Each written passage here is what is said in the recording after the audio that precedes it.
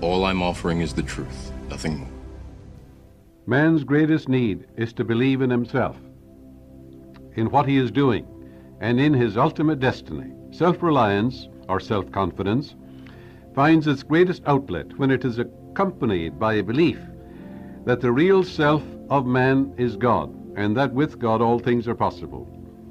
Shakespeare spoke about the divinity which shapes your ends, rough hew it how you will. The Bible gives the key to building spiritual self-reliance. But without faith it is impossible to please him, for he that cometh to God must first believe that God is, and that he's a rewarder of them that diligently seek him. Down through the ages, all men and women who have possessed spiritual self-reliance have had a deep, abiding conviction that they were one with the God presence within. God is the living Spirit within you. God is Spirit, and they that worship him in spirit and in truth. His Spirit has no face, form, or figure. It's timeless, shapeless, and ageless. You worship no man. You give your attention, your devotion, your loyalty to the Spirit within you, which created the universe and created you. It's all-powerful, knows all, and sees all. When you're in tune with it, that infinite power responds to you, and you do marvelous things.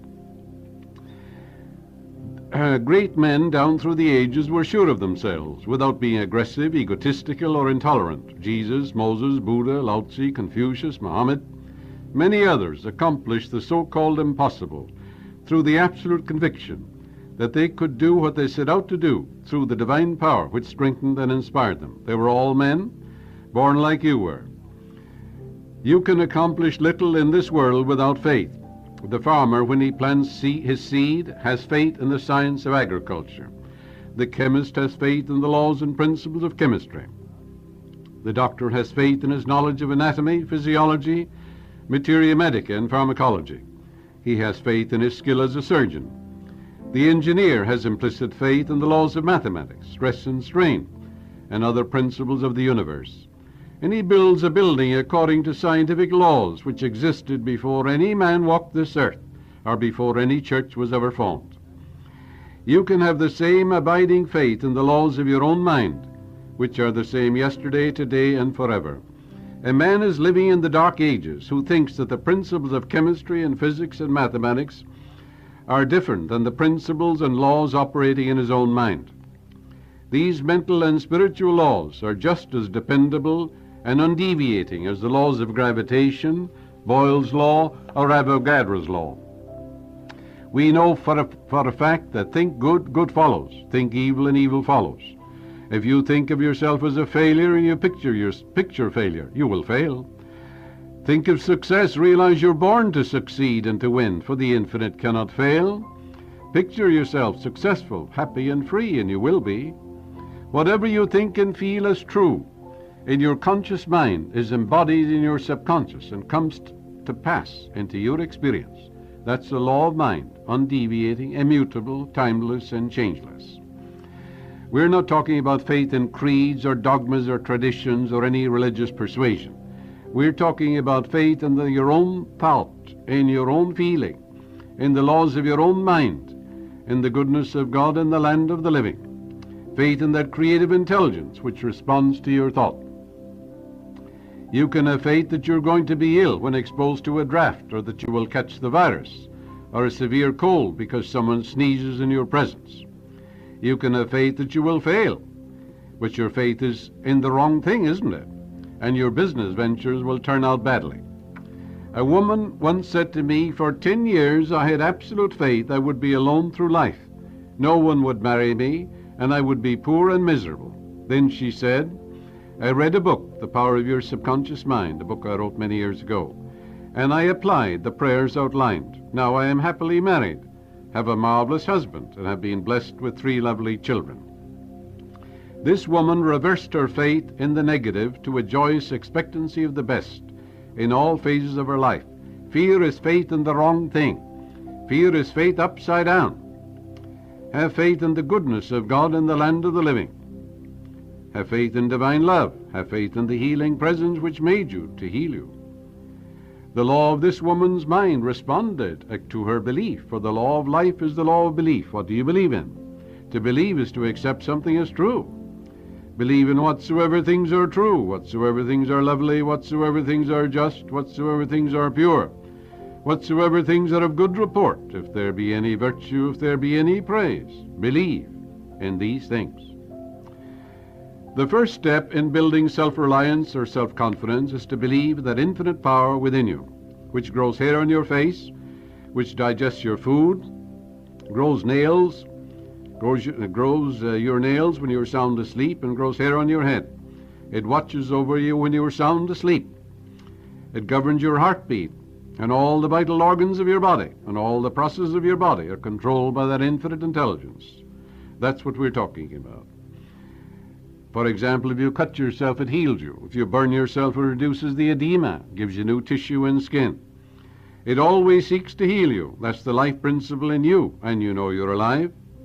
You know you have a mind, and you know you have that spirit, because you can feel the spirit of joy, of rapture, and ecstasy, and love when you look into your child's eye.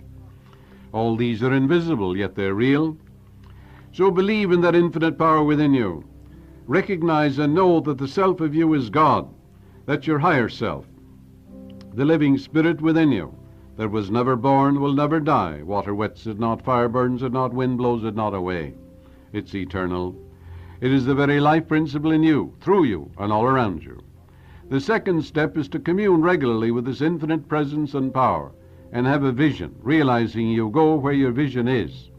And your vision is what you're mentally looking at, what you're giving attention to, what you're thinking quietly, silently, and feelingly at this moment. That's where you're going, and that's what's going to happen to you. Let your vision be on abundance, right action, inspiration, and divine guidance.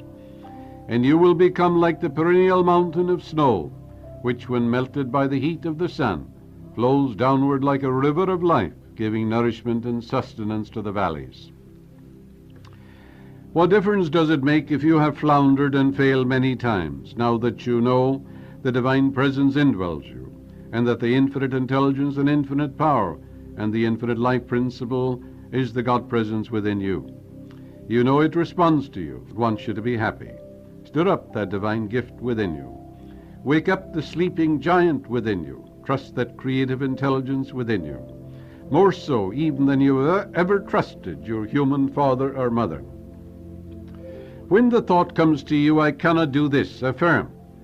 But the divine presence can. It's infinite presence. It's the infinite power. There's nothing to oppose it or challenge it. It is almighty. If the thought comes, look at all the difficulties and obstructions, realize and know, and say boldly to yourself, infinite intelligence and infinite power knows no obstructions, delays, or impediments. Find an affirmation which counteracts all your negations, and your life will become more blessed and beautiful through the years.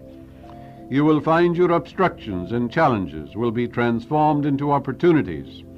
Your fear will turn to faith, and your doubt will turn into certainty that the infinite healing presence is within you, and wonders happen as you tune in upon it. Recently, I had an intensely interesting conversation with a hotel proprietor in Lisbon, Portugal. He told me that he had started out as a waiter in a small restaurant. When the boss would ask him to do something special, he would often say, "I am going to try to do it." His boss finally said to him, "Never say, 'I'm going to try.' Say, 'I am going to do it,' and know that you can do it, and then the power will respond to you." He said, "I profited from that advice, and I never again said, 'I'm going to try.' I began to believe in myself. I know that infinite power indwells me, for the Bible says the kingdom of God or intelligence is within you." His secret was, "I'm going to do it." He began to affirm, perhaps 1,000 times a day, "I'm going to have a big hotel and own it." He believed that through the power of the infinite he would do exactly that. The answer came in a strange way, he continued. I won at roulette in Monaco, the equivalent of $100,000 in American money. I opened this hotel, and now I have paid off the mortgage. I have prospered beyond my fondest dreams. This man said he had felt an overwhelming urge to go to the tables at Monaco, and he asked a friend to accompany him and show him the ropes. He knew he would win. It was an inner silent knowing of the soul. He had fabulous winnings, and when he had enough money, $100,000 for a deposit on his hotel, he stopped and never gambled again. This was the way his subconscious mind answered his prayer for a hotel of his own. The ways of your subconscious are past finding out. Money is just an idea, a symbol of exchange. There is nothing evil in the universe, and nothing good or bad, but thinking makes it so. Good and evil are the movements of man's own mind relative to the infinite life principle within him, which is forever perfect, whole and complete in itself. Make up your mind now, this minute, that you can do what you want to do, and can be what you sincerely want to be, and can have what you wish to possess. And it will be done to you as you believe. Follow the age-old maxim, be sure you are right, then go ahead. Let nothing move you or shake your conviction. Make it a part of your mentality. And with this kind of belief, you will inevitably succeed and move forward in life. What is it that the immensely wealthy man or the prominent businessman possesses that you do not? Only one thing. It is self-reliance or self-confidence. He believes in himself and the powers within him, both of which, of course, mean the same thing. Self-reliance or self-confidence are one. Confidence means with faith, faith in a principle, in the powers of your mind, just like an engineer has faith in the principles of mathematics, faith in the principle of strain and stress. You meet men and women who have reached the top of their professions. They're successful in the art of living. They have marvelous homes. They have wonderful children. They're contributing to humanity in countless ways. They're successful in their prayer life, relationship with the divine, relationship with people. All this is due to their implicit trust and faith in that inner power within them.